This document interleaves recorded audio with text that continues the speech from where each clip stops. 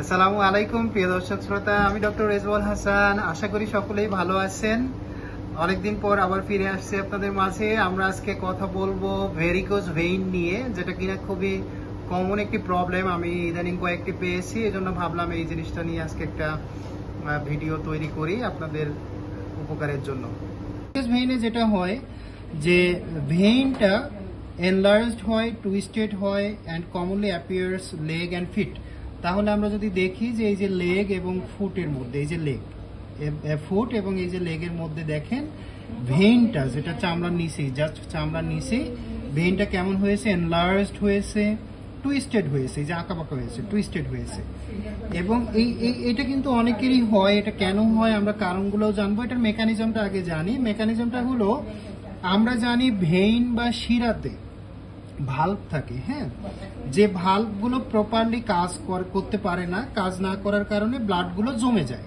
Valve থাকে, আমরা জানি যে আমাদের বুকের বাম পাশে একটা হার্ট থাকে, কিন্তু আসলে কি জানেন, আমাদের শরীরে কিন্তু আরো একটা হার্ট থাকে। সেটা হলো এই সোলিয়াস মাসলে। এই যে এই মাসলটা আমাদের পায়ের যে হাঁটুর নিচে পিছন দিকে যে মাসলটা দেখা যায়, এইখানে কিন্তু একটা পাম্প থাকে। এই পাম্পটা কি করে, আমরা যখন হাঁটাহাঁটি করি, মুভমেন্ট করি, এক্সারসাইজ করি, তখন এই নিচের ব্লাডগুলোকে উপরের দিকে নিয়ে যায়, উপরের দিকে, শরীরের দিকে ঠেলে দেয়। কেমন, এই যে দেখতেছেন ভাল্বগুলো, এই ভাল্বগুলো ভেইনের মধ্যে থাকে।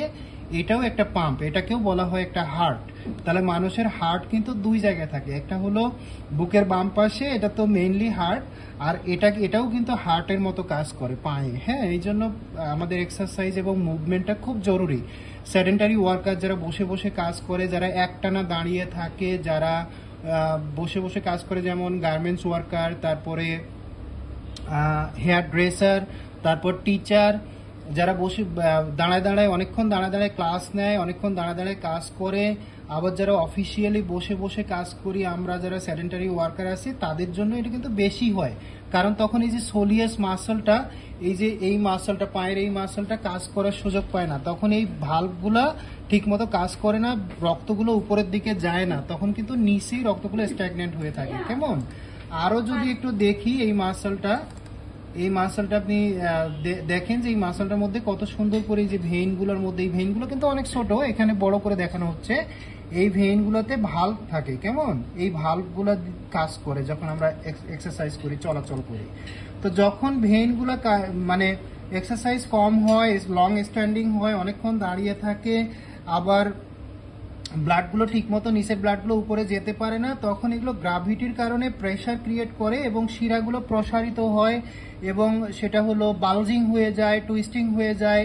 যেটা আমরা এই যে প্রথম ছবিতে, এটাতে যদি দেখি যে বালজিং হয়ে যায়, টুইস্টিং হয়ে যায় চামড়ার নিচে, এটা হলে এটাকেই আমরা বলি হলো ভেরিকোজ ভেইন। এই যে এই ছবিটাতে দেখেন, এটাকে বলি আমরা ভেরিকোজ ভেইন। কেমন, তাহলে আমরা যদি একটু সিমটমগুলো খেয়াল করি, ভেরিকোজ ভেইনে কি হয়, আমরা জানলাম এটা কাফ মাসল, এটা ফিমেল পেশেন্টদের বেশি হয় বা মহিলাদের বেশি হয়। আমরা এখন এই সিমটমগুলো একটু খেয়াল করব। এটা হলো বালজিং হয়ে গেল, টুইস্টিং হয়ে গেল ভেইনটা এবং পার্পেল কালারের হয়ে যায়।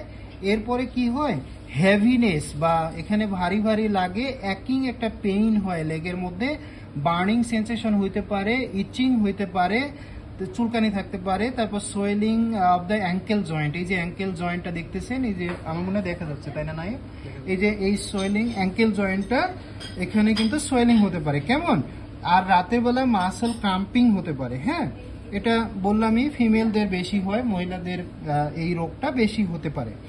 এখন কি আমরা জানলাম যে সিমটমগুলো জানলাম, আমরা যদি একটু কজগুলো নিয়ে আলোচনা করি, যেটা খুবই ইম্পর্টেন্ট। কজগুলোর মধ্যে হলো ফ্যামিলি হিস্ট্রি থাকবে, ফ্যামিলি হিস্ট্রি থাকে প্রলংড স্ট্যান্ডিং অ্যান্ড সিটিং, বললামই। ওবেসিটি বা অনেক বেশি ওজন বেশি তখনও হয়। প্রেগনেন্সিতে হরমোনাল ইমব্যালেন্স বা হরমোনাল চেঞ্জ হয় একটা, সেখানেও হতে পারে। এবং ব্লাড সাপ্লাইটা, ব্লাড ভলিউমটা ইনক্রিজ হয়, তখনও এটা বেশি হয়। তারপর বয়সের সাথে সাথে না ভেইনের এই যে ইলাস্টিসিটিটা কমে যায়, ভেইন হোক আর্টারি হোক, বয়সের সাথে সাথে ইলাস্টিসিটি কমে যায়, তখনও হয়। তারপরে কখন হয়, ল্যাক অফ মুভমেন্ট, আমরা যে এই যে সেডেন্টারি ওয়ার্কার বসে বসে কাজ করি, তখনও কিন্তু এটা বেশি হয়। তারপর ওরাল কন্ট্রাসেপটিভ ইউজের কারণেও হতে পারে। আমরা তাহলে কজগুলো দেখলাম, সিমটম দেখলাম, রোগটা কি সেটা সম্পর্কে জানলাম। এখন আমরা একটু জানবো যে এই রোগটার কমপ্লিকেশন কি। কমপ্লিকেশনগুলোর মধ্যে হলো নার্ভ ইনজুরি হতে পারে, আলসার হতে পারে, এরপরে ভেনাস আলসার বা আলসারেশন বা এক্সিমাটাইজেশন, ব্লিডিং ইত্যাদি হতে পারে, ব্লাড লস হতে পারে। এখন এই রোগটা নিয়ে ডিল করে কারা? এই রোগটা নিয়ে ডিল করে ভাস্কুলার সার্জন অথবা জেনারেল সার্জারি বিভাগ। এখন আমরা দেখবো যে এটা ট্রিটমেন্ট বা আমরা হোম রেমেডি হিসেবে কি নিতে পারি। এইরকম একটা কম্প্রেশন থেরাপি নেওয়া যায়, এরকম একটা মোজা পাওয়া যায় যেটাকে আমরা কম্প্রেশন থেরাপি হিসেবে বলি। এই যে এই মোজাটা কিনতে পাওয়া যায়, অথবা এটা হলো ক্রেপ ব্যান্ডেজ, চতুর্পাশে ক্রেপ ব্যান্ডেজ করে দেওয়া হয়, এটাকে কম্প্রেশন থেরাপি বলে। এই যে কম্প্রেশন থেরাপি। এরপরে এই যে না হলে মোজা পাওয়া যায়, এটা দিয়েও পরা যায়। তারপরে রেগুলার এক্সারসাইজ করা, মুভমেন্ট করা, হাঁটাহাঁটি করা, ওজনটা নিয়ন্ত্রণে আনা, ওসিপি পিলগুলা ইউজ না করা। তো এইগুলো নিয়ম মেনে চললে আমাদের এই রোগটা থেকে মুক্তি পাওয়া সম্ভব। না যদি অনেক বেশি হয়ে যায়, আলসারেশন হয়, ব্লিডিং হয়, তাহলে তো অবশ্যই অপারেশন করতে হবে। তার সেই অপারেশনটা ভাস্কুলার সার্জনরা করে। কেমন? আচ্ছা, এটার জন্য দুটো পরীক্ষা করা যায়। একটা হলো ডুপ্লেক্স আল্ট্রাসাউন্ড পরীক্ষা করে, আর একটা এমআর ভেনোগ্রাফি করতে পারে। এই জন্য ভাস্কুলার সার্জনের কাছে গেলে এই বিষয়গুলো নিয়ে আপনাদের সাথে বাকি আলোচনাগুলো করবে। আমরা যেন না হয় সেই জন্য আমরা এরকম যখন অল্প দেখা দিবে তখনই এরকম কম্প্রেশন থেরাপি বা মোজাগুলো পড়তে পারে। এই ছবিগুলো দেখালেই পাওয়া যায়, মোজাগুলো কিনতে পাওয়া যায়। আর একটা হলো ক্রেপ ব্যান্ডেজও করে নেওয়া যায়।